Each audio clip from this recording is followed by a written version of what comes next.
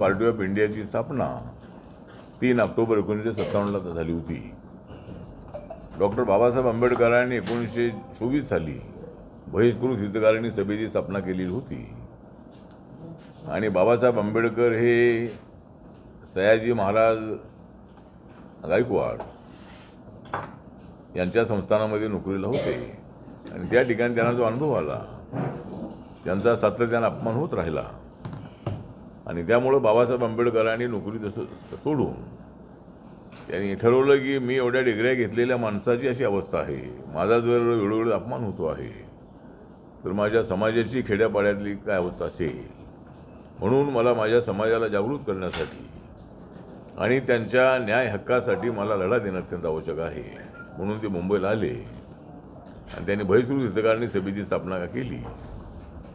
त्यानंतर बाबासाहेब आंबेडकरांनी स्वतंत्र मजूर पक्षाची स्थापना केलेली होती आणि सर्व मजुरांना एकत्र आणावं, सर्व कष्टकऱ्यांना एकत्र आणावं असा एक उद्देश त्यांचा होता. आणि 1936मध्ये बाबासाहेब आंबेडकरांनी स्वतंत्र मजूर पक्षाची इंडिपेंडंट लेबर पार्टी स्थापना केलेली होती. पण सगळे मजूर एकत्र येणं अशक्य आहे. जोपर्यंत देशामध्ये जाती व्यवस्था आहे तोपर्यंत हे सगळे लोक एकत्र येत नाहीत. ते ट्रेड युनियनमध्ये एकत्रित असतात, पण घरी गेल्यानंतर मात्र जातीच्या नावावर आपापसामध्ये त्यांचा वाद असतो आणि त्याच्यामध्ये काय यश आपल्याला येणार नाही. म्हणून पुन्हा बाबासाहेब आंबेडकरांनी 1942ला ऑल इंडिया शेड्यूल्ड कास्ट फेडरेशनची स्थापना केली आणि Babasaheb Ambedkar All India Scheduled Caste फेडरेशनच्या तिकिटावर 1952 साली मुंबईमध्ये लोगरूला उभे राहिले आणि त्या ठिकाणी काजरोळकर नावाच्या दलित समाजाच्या काँग्रेसच्या व्यक्तीने त्यांचा पराभव केला. त्यानंतर बाबासाहेब आंबेडकर हे भंडाऱ्यामध्ये पोटनिवडणुकीला उभे राहिले 1954ला. त्या निवडणुकीमध्येही काँग्रेसच्या बोरकर नावाच्या त्या दलित व्यक्तीने त्यांचा पराभव केला आणि म्हणून मग बाबासाहेबांनी विचार केला की शेड्यूल कास्टच्या नावावर जर मी पार्टी चालवली तर मी निवडून येत नाही तर माझे लोक कसे निवडून येणार. त्यामुळे पार्लमेंटरी डेमोक्रेसीमध्ये बहुमताला महत्त्व आहे आणि म्हणून इतर समाजाची मतं मिळाल्याशिवाय आपल्याला निवडून येता येणार नाही. म्हणून त्यांनी राम मनोहर लोहिया यांना एक पत्र लिहिलं आणि त्याच्यामध्ये त्यांनी काँग्रेसच्या विरोधामध्ये एकच पक्ष असावा, आपल्या देशामध्ये 2 पार्टी सिस्टीम असावी असा एक बाबासाहेब आंबेडकरांचा मानस किंवा त्यांचं थिंकिंग होतं. आणि काँग्रेस विरोधामध्ये एकच पार्टी असावी, जशी अमेरिकेमध्ये, जर्मनीमध्ये, ब्रिटनमध्ये, फ्रान्समध्ये अनेक देशामध्ये 2 पार्टीची सिस्टीम आहे. पण बाबासाहेब आंबेडकरांच्या हयातीमध्ये RPIची स्थापना होऊ शकली नाही. बाबासाहेब आंबेडकरांचं महापरिनिर्वाण 6 डिसेंबर 56ला झालं आणि त्यानंतर मग बाबासाहेब आंबेडकरांच्या अनुयायांनी नागपूरमध्ये 3 ऑक्टोबर 1957ला RPIची स्थापना केलेली आहे. तो पक्ष आम्ही चालवतो आहोत. दलित पॅन्थर आणि भारतीय दलित पॅन्थरच्या मुवमेंटनंतर रिपब्लिकन पक्षाच्या ऐक्यामध्ये आम्ही पॅन्थर बरखास्त केली आणि 1990मध्ये आम्ही रिपब्लिकन पार्टी ऑफ इंडिया म्हणून आम्ही कामाला लागलो. रिपब्लिकन पार्टीमध्ये अनेक ग्रुप आहे, पण गेल्या अनेक वर्षांपासून रिपब्लिकन पक्षाचा स्थापना दिवस आमच्या ग्रुपकडून साजरा केला जातो आणि त्यामुळं खरा रिपब्लिकन पक्ष आमचाच आहे असा आमचा दावा आहे. त्यामुळं बाकीच्या सगळ्या गटातटाच्या लोकांनी आपले गट बरखास्त करून त्यांनी मूळ जो आपला रिपब्लिकन पार्टी ऑफ इंडिया आहे त्यामध्ये सामील व्हावं आणि रिपब्लिकन पक्षाच्या ऐक्याचं जे मोठं प्रदर्शन आहे ते घडवावं अशा पद्धतीचं आव्हान माझं सर्व महाराष्ट्रातल्या नेत्यांना आहे. आणि जर आपला रिपब्लिकन पक्ष एकत्रित आला तर एक रिपब्लिकन पक्षाची मोठी ताकद उभी राहू शकते. एकदा आम्ही एकत्रित असताना आमचे 4 आमदार निवडून आले होते आणि 4 खासदार निवडून आले होते 1998मध्ये आणि त्यावेळेला काँग्रेसच्या 33 जागा निवडून आल्या होत्या. 1 जागा शेकापची आली होती, 6 जागा शिवसेनेच्या होत्या, 4 जागा BJPच्या होत्या. अशा 98मध्ये 38 जागा या आमच्या निवडून म्हणजे आपल्या काँग्रेस आलांच्या निवडून आल्या होत्या, काँग्रेस RPIच्या. आणि 90मध्ये आपल्याला माहीत आहे की 90मध्ये ज्या वेळेला रिपब्लिकन पार्टीने काँग्रेसला पाठिंबा देण्याचा निर्णय घेतला, त्यावेळेला शरद पवार हे मुख्यमंत्री होते आणि रिपब्लिकन पक्षाच्या पाठिंब्यामुळं त्यावेळेला रिपब्लिकन पक्षाचे सगळे नेते काय माझ्यासोबत आले नाही, पण माझ्यासोबत समाज होता, माझ्यासोबत सगळ्या गटातटाचे कार्यकर्ते होते आणि आम्ही काँग्रेसला पाठिंबा दिला बहुमताचा निर्णय घेऊ. आणि त्यावेळेला काँग्रेसच्या 90मध्ये 141 जागा निवडून आल्या होत्या आणि 11 जागा अपक्ष होत्या आणि त्या 152 जागांवर शरद पवारांनी सरकार स्थापन केलं आणि पवार साहेबांनी हे जाहीर केलं होतं की RPIच्या पाठिंब्यामुळंच आम्हाला सत्ता स्थापन करता आली, म्हणून मला त्यांनी आपल्या मंत्रिमंडळामध्ये घेतलं. पण एक खंत माझ्या मनामध्ये आहे की जर आम्ही सगळ्यांनी मिळू, शरद पवारांची, प्रकाश आंबेडकर, गवई, जोगेंद्र कवाडे आणि खोब्रागडे गट अशा सगळ्या एकत्रितपणे आम्ही काँग्रेसची बोलणी केली असती आणि काँग्रेसकडे आम्ही 25-30% सत्ता मागितली असती तरी आपल्याला ती सत्ता त्यावेळेला मिळू शकली असती आणि रिपब्लिकन पक्षाचे 14-15 मंत्री त्यावेळेला होऊ शकले असते. आणि नंतर जसं काँग्रेस, राष्ट्रवादीचं सरकार, नंतर BJP शिवसेनेचं सरकार, अशी सरकार युतीची आली, त्याप्रमाणे 90मध्ये काँग्रेस आणि रिपब्लिकन पक्ष म्हणजे अशा पद्धतीचं सरकार आलं असतं. पण या नेत्यांनी माझ्या भूमिकेला विरोध केला. माझं मत असं होतं की आपण काँग्रेसला पाठिंबा एवढ्याला देणं अत्यंत आवश्यक आहे. तर त्यावेळेला जर आम्ही एकत्रितपणे जर असा निर्णय घेतला असता तर समाजातल्या असंख्य लोकांना, कार्यकर्त्यांना सत्तेची संधी मिळाली असती. त्यानंतर मात्र आपण पाहिलेलं आहे की प्रकाश आंबेडकरांनी 14मध्ये सगळ्या जागा ते लढले. काही ठिकाणी त्यांना पडळकरसारख्या माणसाला 3-3.25 लाख मतं सांगलीमध्ये मिळाली. अनेक उमेदवारांना 1,00,000, 1.5 लाख, 2 लाख अशी मतं मिळाली, पण त्यांचा पक्ष रेकग्नाइज होऊ शकला नाही. एवढ्या जागा लढल्यानंतरही त्यांचा पक्ष रेकग्नाइज झाला नाही. नंतर त्यांनी 288 जागा लढल्या तरी पक्ष रेकग्नाइज झाला नाही. 19मध्ये सगळ्या लोकसभा लढल्या तरी पक्ष रेकग्नाइज झाला नाही. सगळ्या विधानसभेच्या जागा लढल्या तरी पक्ष रेकग्नाइज झाला नाही आणि एक माणूस निवडून आला नाही. पहिल्या निवडणुकीत मला वाटतं 1-2 आमदार आले होते 14मध्ये, पण 19मध्ये एक आमदार निवडून आला नाही आणि आता 24ची निवडणुकात आलेली आहे. त्यामुळं प्रकाश आंबेडकरांची जी भूमिका आहे, त्यांनी एकतर रिपब्लिकन म्हणून त्यांनी काम करणं आवश्यक होतं. बाबासाहेबांचा पक्ष रिपब्लिकन पक्ष आहे आणि त्या पक्षामध्ये प्रकाश आंबेडकरांनी काम करणं अत्यंत आवश्यक होतं. माझं त्यांना अजून आव्हान आहे की आपण सगळ्यांनी मिळू बाबासाहेबांचं मिशन पुढं चालवलं पाहिजे आणि आपण जर पक्षाचे अध्यक्ष होणार असाल तर मी माझं अध्यक्षपद सोडायला तयार आहे आणि त्यांच्या नेतृत्वाखाली पक्ष देशभरामध्ये, महाराष्ट्रामध्ये बळकट होऊ शकतो. सत्तेची भागीदारी चांगली आपल्याला मिळू शकते. तर ते एक त्यांना आमची नम्र विनंती आहे की आपण त्याचा विचार करावा आणि वंचित बहुजन आघाडी जी आहे ती बरखास्त करू. त्यांनी रिपब्लिकन पार्टी ऑफ इंडियामध्ये यावं. त्यांचं स्वागत करण्यासाठी आम्ही सगळे आहोत आणि प्रकाश आंबेडकर आणि मी एकत्र आल्याशिवाय लोकांना ऐक्य वाटत नाही आहे. आम्ही पूर्वी ऐक्य करून पाहिलेलं आहे. नाही, कोण येते, कोण आहेत, कोण आहेत, कोण आहेत, कोण आहेत, पत्रकार आहेत ना? नाही, पत्रकार आहे ना तुम्ही? नाही, पत्र म्हणजे आपले कार्यकर्ते गर्दी करतात ना, म्हणून तुम्हाला बोलले या बसा तिथं. यांना खुर्ची द्या तिथं समोर. बाबा, तुम्ही पत्रकार परिषद असताना तुम्ही एवढे गडबड करता का? आम्हाला नाही जावा तिकडे रेस आहे म्हटलं की सगळे बाहेर थांबलं पाहिजे. काय डिस्टर्ब करायची गरज आहे का रे? शांत बसा. हा, ठीक आहे. तर माझं एवढंच आहे की आता आज या RPIच्या स्थापना दिनाच्या निमित्ताने आपली जर मोठी ताकद उभी राहिली तर समाजाला न्याय देण्यासाठी त्याची चांगली मदत होऊ शकेल.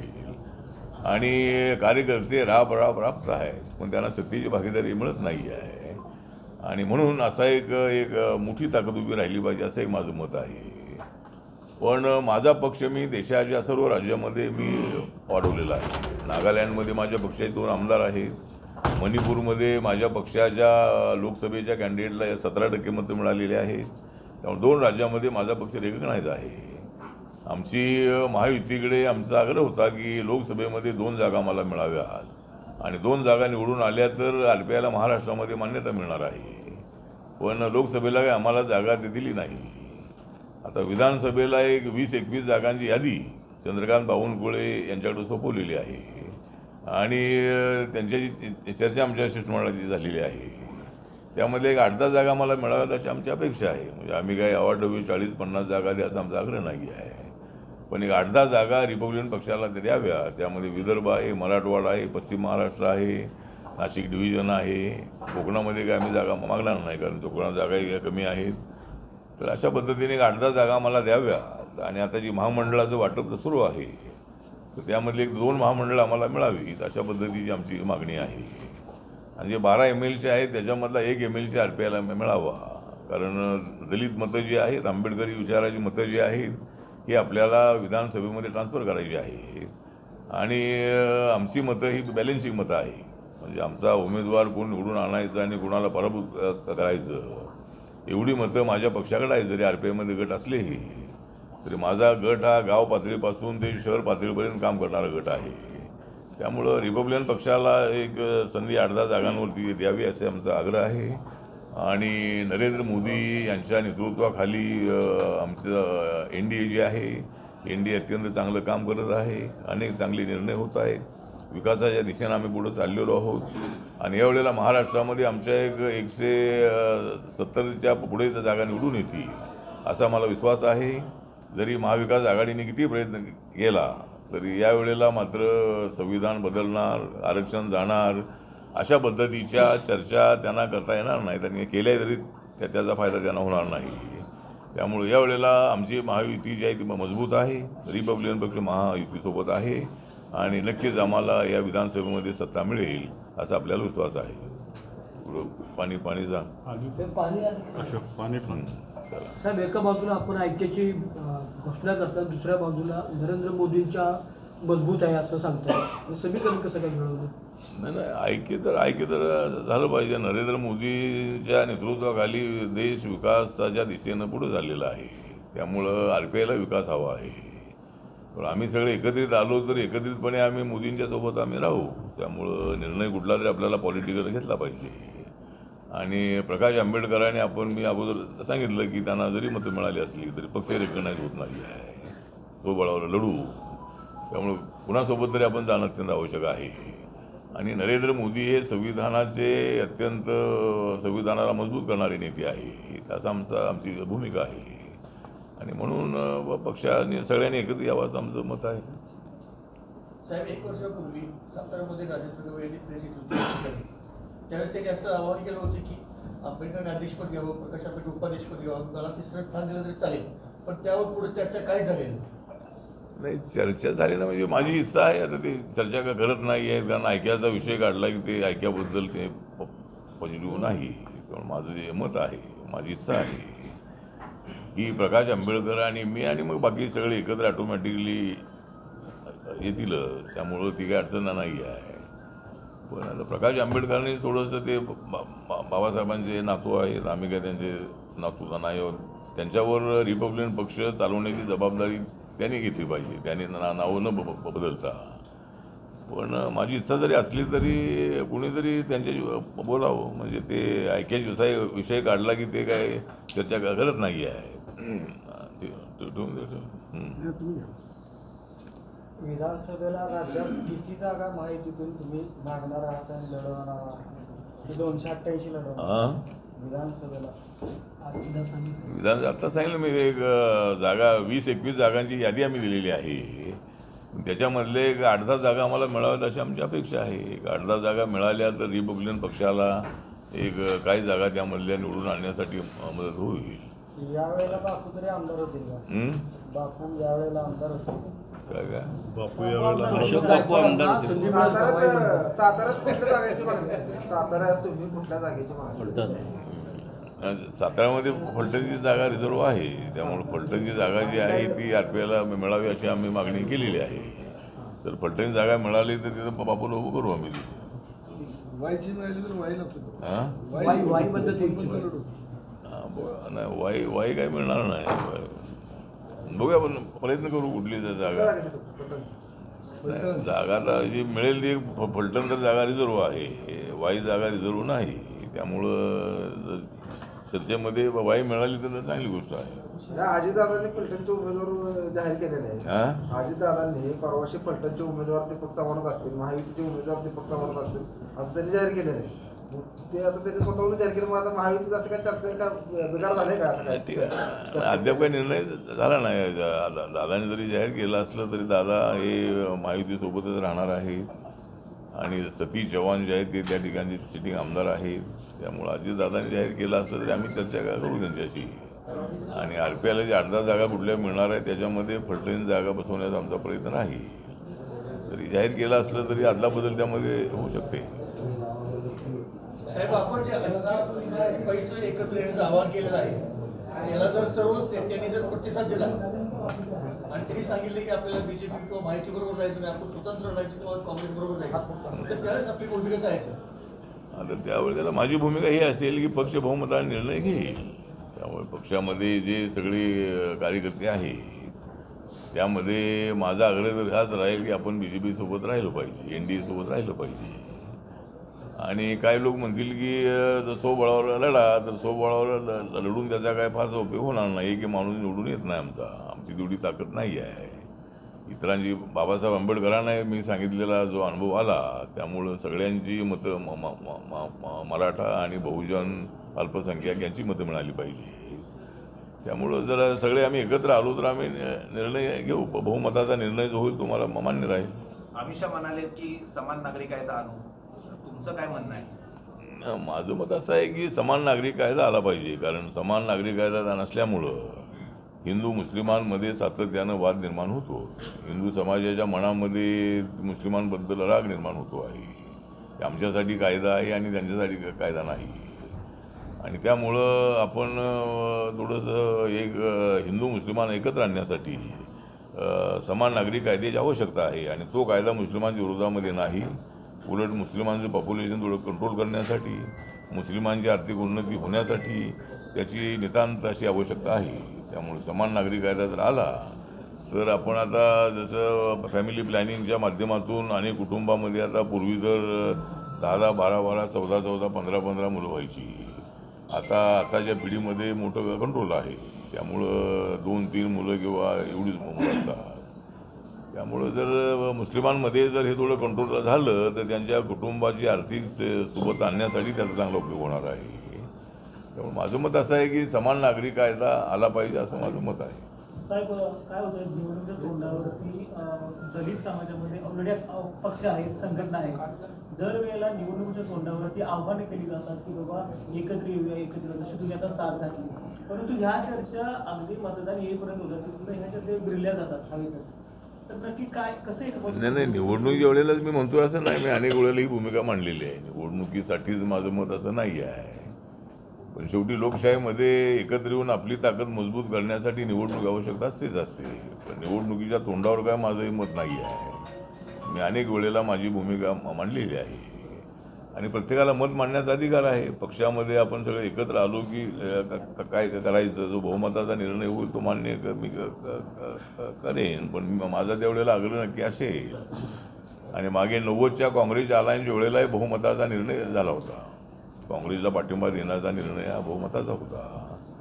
पण नंतर नेते बॅक फूटवर गेले आणि ते जनता दलासोबत गेले ते 90मध्ये. तर मला असं वाटतं की निवडणुकीला डोळ्यासमोर ठेवून काही माझी मागणी नाही आहे. माझी मागणी नेहमीचीच आहे.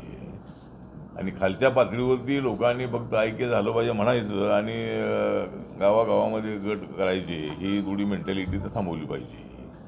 आमच्या समाजामध्ये कुणी एखादा नेता पुढे आला की तो स्वतःचा गट स्थापना करतो, काय 5-50 लोकांना घेऊन तो आपला गट चालवतो. तर ही मेंटॅलिटी तर थांबवली पाहिजे. फक्त नेत्यांना दोष देऊन चालणार नाही आहे. तर खालच्या कार्यकर्त्यांनी सुद्धा ऐक्यासाठी बळकटीचं काम करणं अत्यंत आवश्यक आहे. आणि ऐक्य होऊ शकतं. ऐक्य झालं तर समाजाचा त्याच्यामध्ये फायदा आहे. लोकसभेला यंग फॅक्टर चालला होता तसा लोकसभेला यम फॅक्टर चालला होता तसा कोणता factor? Triple M Maratha Maratha मागासवर्गीय आणि मुस्लिम तसा विधानसभेला चालणार का? नाही, तो यम यम यम काही चालणार नाही आहे, परंतु यस यस यस चालेल. एवढ्याला यम यम चालणार नाही आहे, कारण लोकांच्या लक्षात आलेलं आहे की राहुल गांधींनी अमेरिकेत जाऊन सांगितलं की आम्ही आरक्षण संपवणार आहोत. काँग्रेस पक्ष एक दिवस आरक्षण सगळ्यांचं काढून घेईल अशी भूमिका राहुल गांधी यांनी मांडलेली आहे. त्यामुळं आता त्यांना बोलण्यासाठी तोंड राहिलेलं नाही आहे आणि संविधान कोणी बदलू शकत नाही हे लोकांच्या लक्षात आलेलं आहे. तेवढ्या लोकांच्या लक्षात आलं नाही की आणि ब्लॅकमेल केलं की संविधान बदलणार. त्यामुळं बाबासाहेबांना मानणारा समाज थोडासा संभ्रमात होता आणि मुस्लिम समाज जो आहे तो मुस्लिम समाजही मोठ्या प्रमाणामध्ये महाविकास आघाडीच्या बाजूला गेला आणि त्यामुळं आम्हाला त्यामध्ये फटका बसलेला आहे. आता मुस्लिम समाजाच्या लक्षात आलेलं आहे की नरेंद्र मोदी यांनी राबवलेल्या सगळ्या योजनांचा त्यांना फायदा मिळालेला आहे. 10% आरक्षण जे इकॉनॉमिक विकर सेक्शनला दिलेलं आहे त्यामध्ये मुस्लिम कम्युनिटी आहे. सगळ्या योजना ज्या जाहीर केलेल्या त्यामध्ये मुस्लिम कम्युनिटी आहे आणि वक्फ बोर्डाचा जो कायदा आम्ही आणतो आहोत त्याच्यामध्ये काय मुठभर अशा मोठ्या लोकांच्या हातामध्ये ते वक्फ बोर्ड आहे, त्याचा मुस्लिम समाजाला फायदा अजिबात नाही. त्यामुळं वक्फ बोर्ड जे आहे ते सगळ्या मुस्लिमांचं आहे, त्यांच्या आर्थिक उन्नतीसाठी ते आहे आणि म्हणून जर हा कायदा आला तर काय प्रस्थापित लोकांच्या हातातून वक्फ बोर्ड निघेल आणि त्याचा फायदा मुस्लिम समाजाला होईल. त्यामुळे वक्फ बोर्डाचा जो कायदा आम्ही आणतो आहोत तो काही मुस्लिमांच्या विरोधामध्ये नाही, तो मुस्लिमांच्या फायद्यासाठीच तो कायदा आम्ही आणण्याचा प्रयत्न करतो. काही वक्फ महिन्यांपूर्वी बोर्डाचा कायदा तुम्ही म्हटला, वक्फ बोर्डाचा कायदा जो म्हटला की हा कायदा झाल्यानंतर ह्याचा फायदा डायरेक्ट मुसलमान लोकांना होणार, कशा पद्धतीने होणार ते सांगा. नाही नाही, फायदा म्हणजे आता जे वक्फ बोर्ड आहे त्या जमिनी अशा एवढ्या मोठ्या प्रमाणात पडलेल्या आहे, त्या काय जी थोडी ती ट्रस्ट आहे त्यांच्याच हातामध्ये जमीन आहे, त्याचा काय समाजाला काय फायदा होत नाही आहे. त्यामुळं त्याच्यातून काय अमेंडमेंट करून जर असा एक कायदा तयार झाला तर मुस्लिमांच्या उन्नतीच्या दृष्टिकोनातून काय योजना तिथं सरकारला राबवता येतील. अँटेरियर जी बिल्डिंग आहे अंबानीची ही सुद्धा जागा वक्फ बोर्डाचीच होती. मुसलमान समाजामध्ये अशी भीती आहे की सरकार ह्या ज्या वक्फ बोर्डच्या जागा आहेत त्या जागा सरकार सगळ्या अशा जे धंदाळीत लोक आहेत त्यांच्याकडे फिरवतील किंवा सरकारी योजनांमध्ये त्याचा उपयोग करून घेतील. ही जागा राष्ट्रीय आहे, दान केलेली जागा आहे मुसलमानांसाठी, तर ह्याचा उपयोग फक्त मुसलमान व्हावा. ठीक आहे ना, आता ज्यावेळेला कायदा येईल त्यामध्ये जे काही मुस्लिमांच्या बाजूनं लोक आहेत त्यांनी आपली भूमिका मांडावी. त्यामध्ये अमेंडमेंट ठीक आहे ना, अमेंडमेंट जो कायदा आता आहे तो कायदा आल्यानंतर त्यामध्ये काय त्रुटी असतील तर या त्रुटीमध्ये अमेंडमेंट करण्याचा सरकारला अधिकार आहे. अजून कायदा झाला नाही, पण कायदा होत असताना अपोजिशनला किंवा या बाजूने भूमिका घेणारे लोक आहे त्यांना तिथं आपली बाजू मांडण्याचा अधिकार आहे आणि सरकार त्यांचा विचार नक्की करेल. कायदा होत असताना मुस्लिमांचा तोटा होणार नाही याची खबरदारी नक्की सरकारच्या वतीनं आम्ही घेणार आहोत.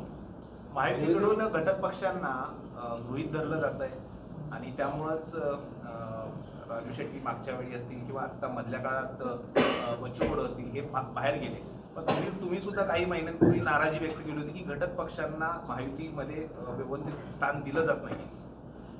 त्यामध्ये आता स्थान दिलं जात नाही म्हणजे आता आमचे पक्ष छोटे पक्ष आहे, तर हे 3 मोठे पक्ष आल्यामुळं आमचं पक्षाकडे त्यांचं दुर्लक्ष असं नाही आहे. पण जरी यांचं थोडं दुर्लक्ष असलं महाराष्ट्रात लोकांचं तर नरेंद्र मोदींचं माझ्याकडे लक्ष आहे, त्यामुळं मला अडचण अजिबात नाही आहे. पण महाराष्ट्रामध्येही थोडंसं त्यांनी लक्ष दिलं पाहिजे. एक तर रिपब्लिकन पक्षाला एकदम गृहीत धरू नये आणि त्यांची अडचण ही दिसते की 3 पक्षांचं सरकार आहे, कारण आमचा मंत्री त्यामध्ये नाही आहे. आणि दुसरी गोष्ट अशी आहे की माझं नाव घेतलं की मग महादेव जानकरचं नाव घेतलं पाहिजे. मग दुसरे आपले शिवराजा पक्षाचे काय आपले मेटेची विशेष आहे, सदाभाऊ खोत आहे, तर हे सगळे ते त्यामध्ये आहे. त्यामुळे त्यांची अडचण असेल पण तरीही आमच्याकडे दुर्लक्ष होऊ नये. आम्ही प्रामाणिकपणानं ज्यांच्यासोबत असतो त्यांना ताकदीनं आम्ही पाठिंबा देत असतो. मी काँग्रेससोबत होतो तर मी काँग्रेसला मोठं यश आणण्याचा मी प्रयत्न केलेला आहे. तसं BJP सोबत आम्ही आहोत. काय मानापमानाच्या गोष्टी राजकारणामध्ये सण कराव्या लागतात. एकदम झटकापटकी निर्णय घेऊन त्याचा फायदा होत नाही आहे आणि विचार करून आम्ही शिवसेना BJP सोबत येण्याचा निर्णय घेतला. मी महाराष्ट्रातल्या पत्रकारांबरोबर विचारवंतांच्या सोबत कार्यकर्त्यांसोबत चर्चा करून हा निर्णय घेतलेला आहे. त्यामुळं आपण म्हणताय त्याप्रमाणे थोडी अडचण आहे. म्हणजे आम्हाला गृहीत धरलं जाते गोष्ट खरी आहे, पण आम्हाला सन्मान मिळावा अशी आमची मागणी आहे. काय होतं साहेब, महायुतीमध्ये एक मिनिट, महायुतीचा स्टॅपनी म्हणून वापर केला जातो घटक पक्षाचा. त्यांचा टायर पंक्चर झाला तरच तुमची आठवण होती, तोपर्यंत आठवण होत नाही. सेम अशी खदगत परवा मुख्यमंत्र्यांसमोर बोलून दाखवली की आम्हाला स्थानिक पातळीवर डावललं जाते किंवा आम्हाला सन्मानाची वागणूक मिळत नाही, हे मुख्यमंत्र्यांसमोर बोलून दाखवलेली ही व्यथा तिने सांगितलेली. स्थानिक पातळीवर असं घडतं. कोण कोण म्हणा जिल्हा नियोजन कमिटी घेतलं नाही किंवा काय नाही, म्हणजे हा नाही आता हां, तर काय तुमचा काय प्रश्न होता? माझा प्रश्न असा होता की टायर पंक्चर झाला तरच स्टॅपनीची आठवण होती.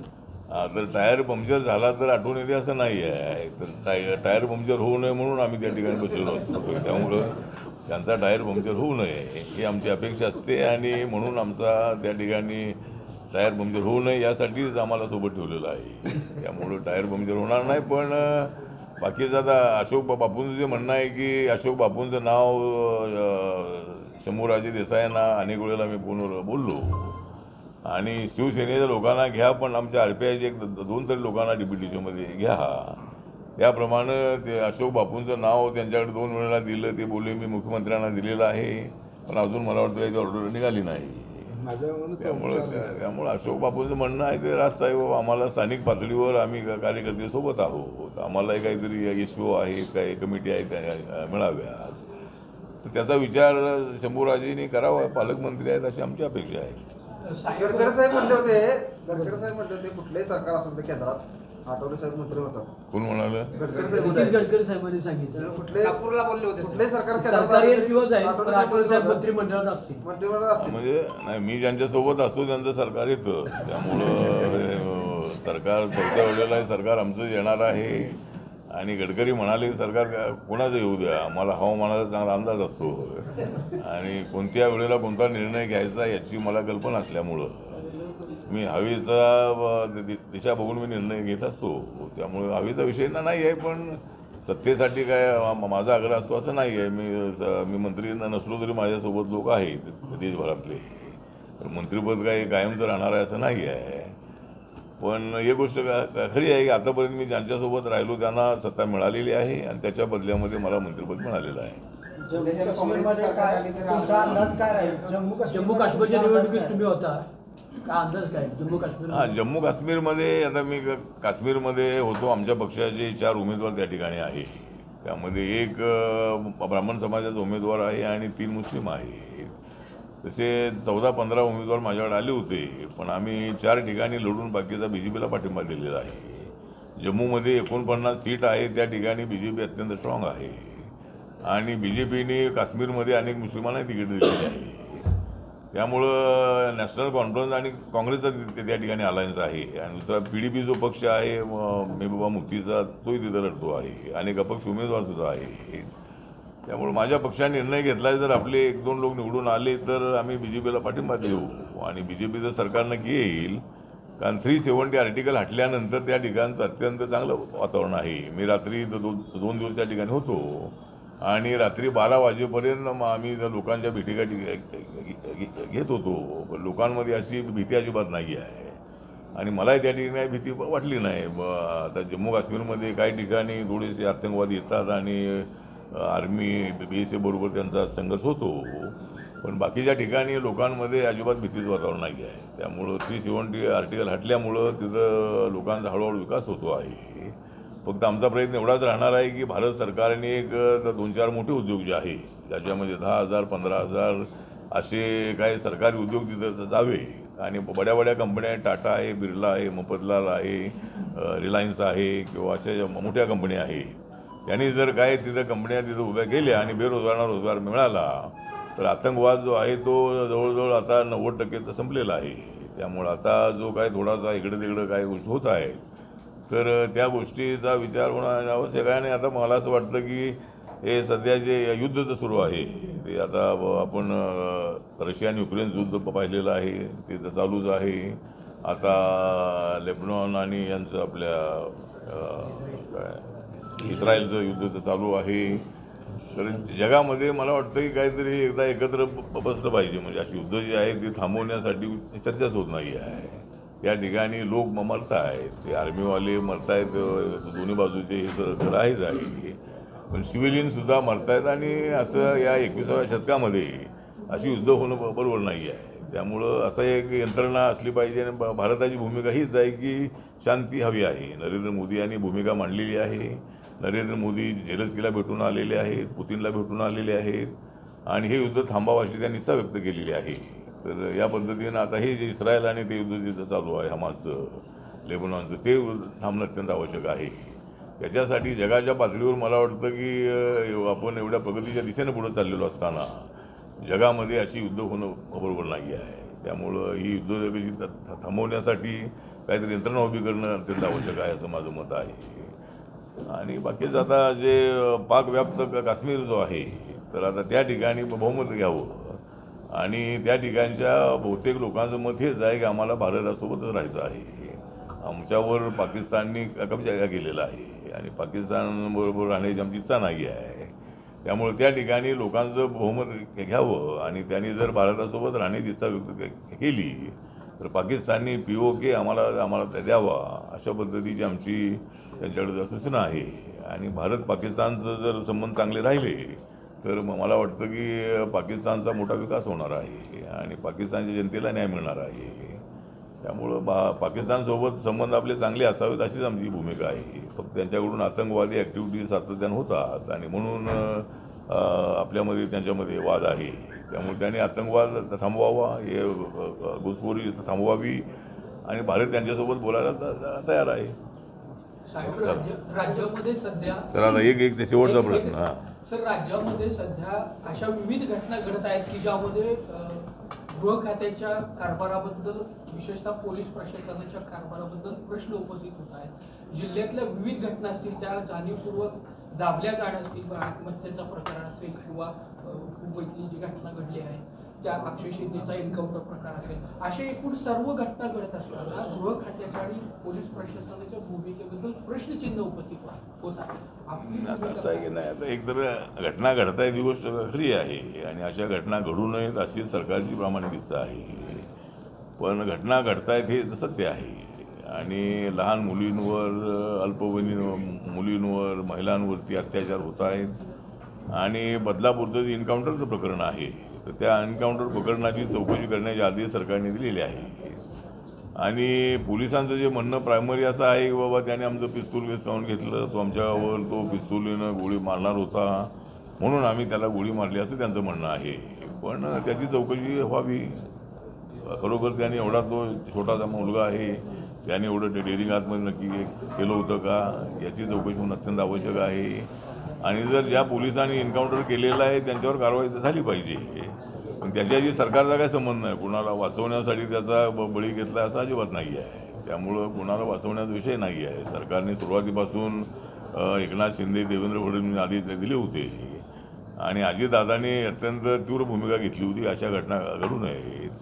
त्यामुळं त्या एन्काउंटरची मुंबई हायकोर्टाने आदेश दिलेला आहे, सरकारने त्याची इन्क्वायरी सुरू केलेली आहे. त्यामुळे त्याच्यामध्ये जर काय असा एन्काउंटर पोलिसांनी केला असेल तर त्यांच्यावर कारवाई होणं अत्यंत आवश्यक आहे. चला, थँक्यू.